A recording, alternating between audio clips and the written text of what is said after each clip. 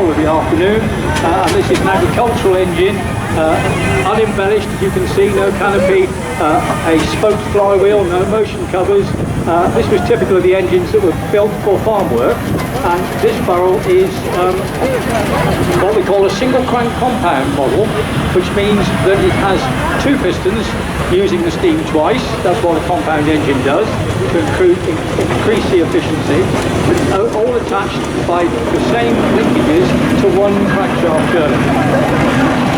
The next engine is an old ship. It's not a common engine, made at Northampton. This particular one was intended to be shipped overseas, but the order was cancelled, I think in about 1914, and it spent its life in Cambridge and ended up in Gloucestershire near Fairfield with Mr. Charles Brickard.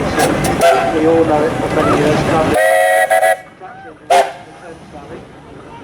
Following that is an Adrian roll.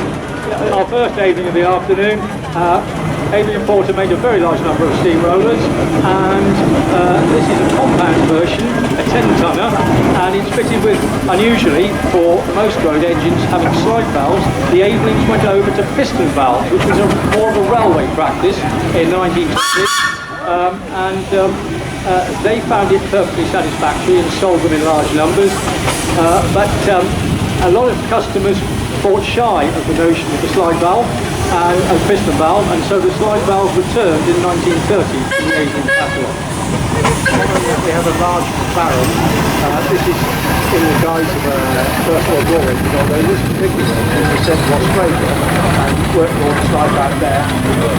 For many years it was laying abandoned in a riverbed, dried out riverbed, and some scrap men wanted to buy it.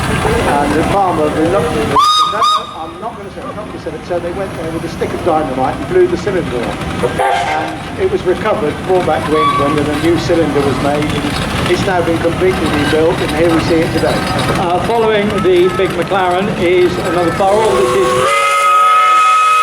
This is a 6-horse compound, and this is what we call a double crank compound, a conventional compound with two cylinders side by side, both working to use steam, and each one is connected by a separate set of rods to the crankshaft.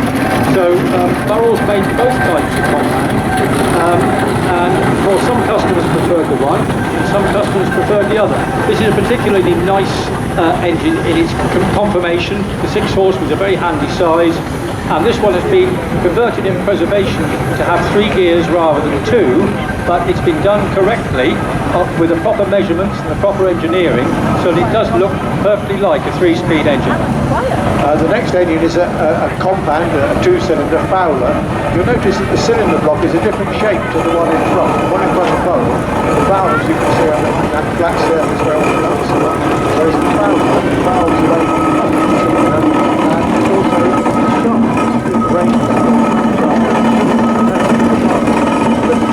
straight forward while the wheels are going backwards. It's been argued whether you have more friction with having 4 shafts or whether you have more mechanical advantage with the gearing. One day we'll find out. Just an idea, Mark. Following that is another agricultural engine, a single cylinder. This is a Ransoms, made by Ransom, Sims and Jeffries of Ipswich, the All Works Ipswich. They were one of the Eastern Counties manufacturers who produced engines and thrashing sets in large numbers, mainly for export. These Ransoms found particular favour in Ireland. They must have had a good sales agent over there. So quite a few of the Ransoms we see in preservation have Irish connections, and they're not, considering the number that Ransoms made, there are not that many of them left. And one of the reasons for this was that they were a heavy engine, and so they very often the slow moving ones, and when contractors would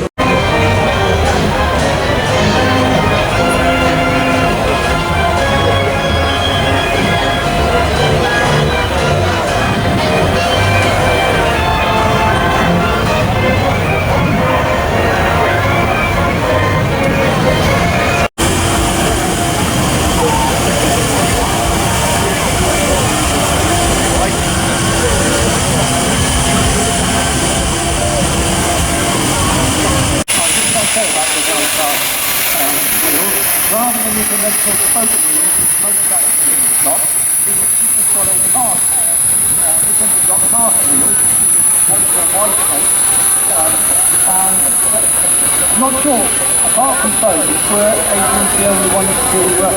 I'm thankful that yes. I wonder whether it can get more weight and give you more traction. I think it was supposed to manufacture. If you can cast something rather than just go through all the rigmarole of riveting and drilling and all.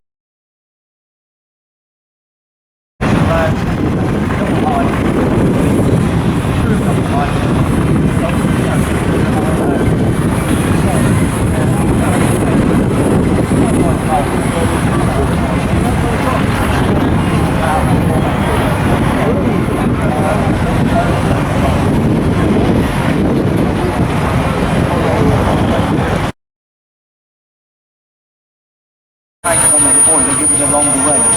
These would often work in pairs, if not threes, on heavy haulage, putting a load, sometimes two on the front and one on the back, or one on the front and two on the back. When they're on the back, they're not actually pushing, they have to hold it back as you're going down the hill. And congratulations to the married family and all-girl crew on the footplate. Always nice to see you.